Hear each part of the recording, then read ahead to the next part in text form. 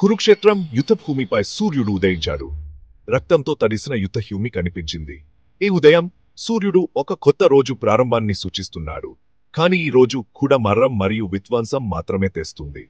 చావు వాస మరణిస్తున్న వారి ఆర్తనాదాలతో గాలి దట్టంగా ఉంది.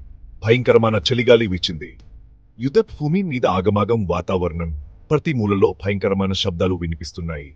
ఈ రోజు పాండవులు మరోసారి భీష్ముడి శక్తిని ఎదుర్కోబోతున్నారు. వారు తమ శక్తిని సమీకరించి భీష్ముడి సైన్యాన్ని ఎదుర్కొనేందుకు సిద్ధమవుతున్నారు. భీష్ముడు నేతృత్వంలోని ఖర సైన్యం బలీయంగా ఉంది. వారి సైన్యం క్రమంగా మరియు శక్తివంతంగా ఉంది. ప్రతి యోధుడు తన స్థానంలో నిలబడి ఉన్నారు. వారి ఉత్సాహం ఎక్కువగా ఉంది. విజయం అందుబాటులో ఉన్నట్లు అనిపించింది. ఖర సైన్యం తమ విజయంపై నమ్మకంతో ముందుకు సాగుతోంది. పాండవుల వైపు ఆందోళన స్పష్టంగా కనిపించింది. వారు తమ భవిష్యత్తు గురించి ఆందోళన చెందుతున్నారు.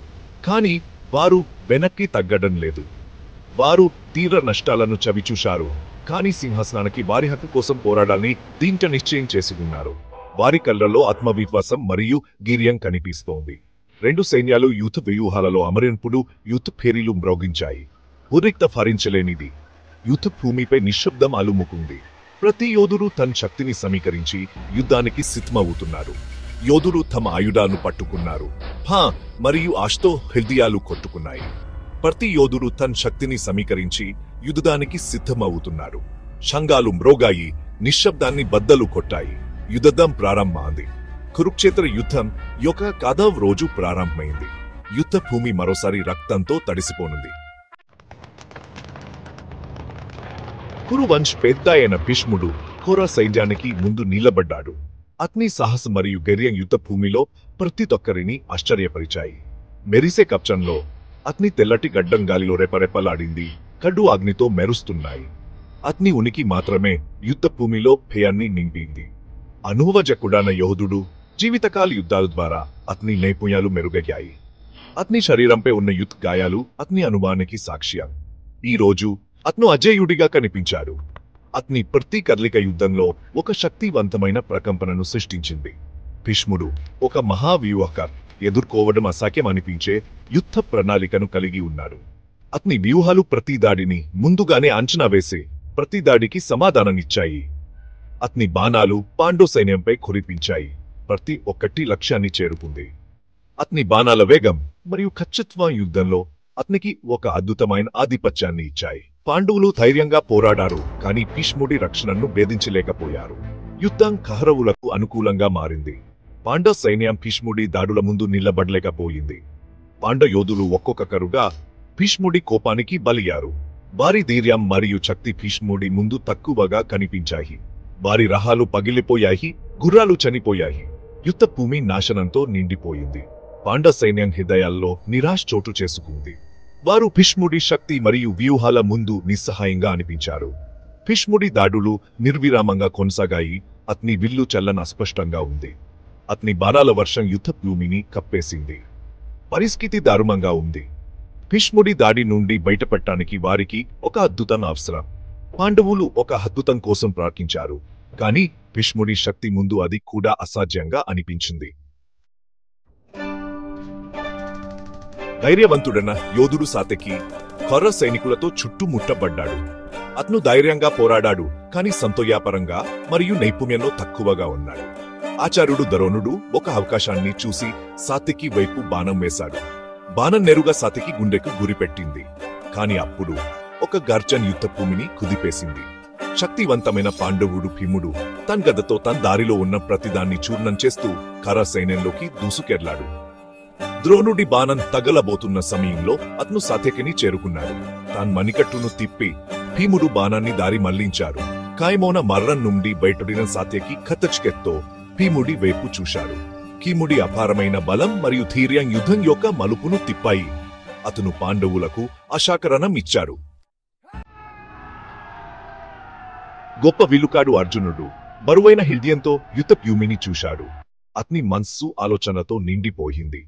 ఎందుకంటే అతను తన సోదరుల భవిష్యత్తు గురించి ఆందోళన చెందుతున్నాడు. అతను తన సోదరు కష్టపడుతున్నట్లు మరియు సైనికులు పడిపోతున్నట్లు చూశాడు. యుద్ధం యొక్క భయంకరమైన వాస్తవం అతని ముందు విస్తరించింది. అతను త్వరగా వ్యవహరించాల్సిన అవసరం ఉందని అతనికి తెలుసు. సమయం తక్కువగా ఉంది మరియు ప్రతిక్షణం విలువైనది. లోతైన శ్వాసతో అర్జునుడు తన దివ్య విల్లు గాంధీవాన్ని తీసుకున్నాడు. విల్లు శక్తితో మోగింది. అర్జునుడు కళ్ళు మూసుకుని మనస్సును కేంద్రీకరించి తన లక్ష్యాన్ని స్పష్టంగా చూశారు. బాణాల వర్షం కురిపించారు. బాణాలు ఎగిరిపోయాయి, గాలిలో సవడులు చేస్తూ శత్రువుల వైపు దూసుకెళ్లాయి. ప్రతి ఒక్కటి అర్జునుడి దైవిక లక్ష్యంతో మార్గనిర్దేశం చేయబడ్డాయి. అవి అచుకీగా తమ లక్ష్యాలను తాకాయి. అవి తుఫాను శక్తితో ఖర సైన్యాన్ని తాకాయి. రాహాలు పవిలిపోయాయి. గుర్రాలు భయంతో వెనక్కి తగ్గాయి. యుద్ధం గందరగోళంతో నిండిపోయింది. సైనికులు పడిపోయారు. ఖర పురోక్తి ఆగిపోయింది. అర్జునుడి బాణాలు వారి ఆత్మవిశ్వాసాన్ని నాశనం చేశాయి. అర్జునుడి బాణాలు విధ్వంసం యొక్క సింఫోనీ. అతను మెరుపు వేగంతో కదిలాడు. అతని ప్రతి కళ్ళ యుద్ధంలో ఒక కొత్త అధ్యాయాన్ని రాసింది. అతని బాణాలు వాటి లక్ష్యాన్ని కనుగొన్నాయి. అవి శత్రువుల గుండెల్లోకి చొచ్చుకుపోయాయి. ఖర సైన్యం అతని దాడి కింద వణికిపోయింది. అర్జునుడు మహావిలుకాడు. తన పూర్తి కోపాన్ని వెడ్లగక్కాడు. అతని ధైర్యం మరీబాన్యాన్ యుద్ధ భూమిని మార్చాయి. ఈ ముడి కవచంలో చిన్న ఖాళీ కోసం వెతికింది. ద్రుపదుడు మరియు అతని కుమారుడు శిఖండి భీష్ముడిపై సంయుక్తంగా దాడి చేశారు. స్త్రీగా జన్మించిన శిఖండి భీష్ముడికి అవమానకరమైన వనరు. అతను స్త్రీపై ఎప్పుడు ఆయుధాలు ఎత్తకూడదని ప్రతిజ్ఞ చేశాడు. శిఖండిని చూసినప్పుడు భీష్ముడు తన కాపలాదారులను తగ్గించాడు. ద్రుపదుడు మరియు కింగ్డి అవకాశాన్ని సద్వినియోగం చేసుకుని భీష్ముడిపై బాణాలు కురిపించారు. భీష్ముడు దృఢంగా నిలబడ్డాడు. అతని శరీరం బాణాలతో నిండిపోయింది, కానీ అతని స్ఫూర్తి విరిగిపోలేదు. అర్జునుడు తన అవకాశాన్ని చూసి శిఖండి వెనుక స్థానం సంపాదించాడు. ఈ ప్రయోజనకరమైన స్పహనం నుండి అర్జునుడు బాణాల వర్షం కురిపించాడు మరియు భీష్ముడు తన రహంపై కూలిపోయాడు. సూర్యుడు అస్తమించడం ప్రారంభించినప్పుడు యుద్ధ సైన్యాలపై నిశ్శబ్దం అలుముకుంది. కురుక్షేత్ర యుద్ధం యొక్క కథ రోజు ముగిసింది. రెండు వైపులా సాటిలేని ఉగ్రతతో పోరాడాయి. భీముడి వీరోచిత రక్షణ మరియు అర్జునుడి విలువిచ్చలో పాండవులు ఓదార్పు పొందారు. భీష్ముడి పత్నంతో కుంగిపోయినప్పటికీ కరులు తాం పడిపోయిన సహచరుల ప్రతీకారం తీర్చుకోవాలని దక్షిణనిశ్చయం చేసుకున్నారు. యుద్ధ భూమిని చీకట్టి కమ్మేసినప్పుడు యోధులు తమ శిబిరాలకు వెళ్లారు. అలసిపోయి భారంతో ఉన్నారు. ఉపశమనం తాతకాలకం తెల్లవారుజామున మరో రక్తపాతం వస్తుంది. కురుక్షేత్ర యుద్ధం యొక్క కథ రోజు బలం మరియు సంకల్పం యొక్క క్రూరమైన పరీక్ష. భీష్ముడు యుద్ధ భూమిలో ఆధిపత్యం చెలాయించాడు. పాండవ శ్రేణులను తగ్గించాడు. సాత్యకిని భీమముడు రక్షించడం మరియు అర్జునుడి విలువిత్య ఆశను కల్పించాయి, కాని భారీ ధరతో. భీముడు మరియు భీష్ముల మధ్య జరిగిన 100 పోరాటం వారి బలం మరియు నైపుణ్యాన్ని ప్రదర్శించింది. భీష్ముడి ప్రతిజాను దోచుకోవడానికి ద్రుపదుడు మరియు శిఖండి చేసిన ప్రయత్నం ధర్మం మరియు యుద్ధం యొక్క సంక్లిష్ట పరస్పర చర్చను హైలైట్ చేసింది. అర్జునుడు ఆర్కెస్ట్రేట్ చేసిన భీష్ముడి పత్నం ఖర విజయంపై ఒక పాల్కాస్ట్ చేసింది. గాయపడిన వారి గుసగుసలు మరియు అలసిపోయిన వారి నిశ్చిత ప్రారంభంతో రాత్రి చాలా కాలం ఉంది.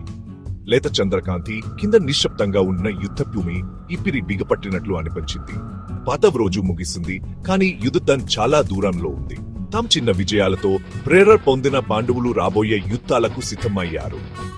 వారు కష్టతరమైన ప్రయాణాన్ని ఎదుర్కొన్నారు, కానీ వారి సరైన స్థానం కోసం పోరాడాలని దిశో నిశ్చయం చేసుకున్నారు. భీష్ముడి పత్నంతో తరబడుతున్న కర్రవులు ఓట్మిని అంగీకరించడానికి సిద్ధంగా లేరు. తెల్లవారుజాము సమీపిస్తున్నప్పుడు రెండు సైన్యాలు కదిలాయి.